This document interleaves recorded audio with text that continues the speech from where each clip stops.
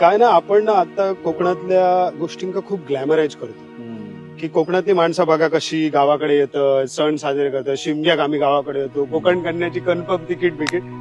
पण मला असं वाटतं की आम्ही सण घेतो, ठीक आहे, सेलिब्रेट करतो, पण हे सण ज्या जीवनशैलीचा भाग असत, ती जीवनशैली जगाक आम्ही एकत्र येतो का?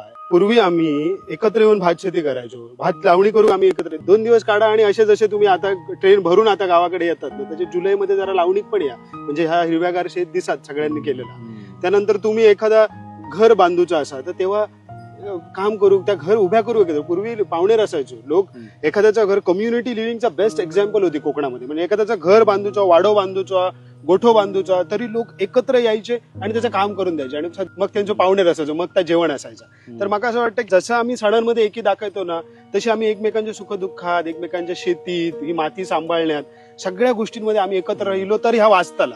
नाहीतर फक्त सणांका सेलिब्रेट करू घेतो आणि मग बाकीचे दिवस म्हाताऱ्या शेताऱ्यांनी जगायचा का? काहीतरी विचार करण्यासारखी गोष्ट आहे.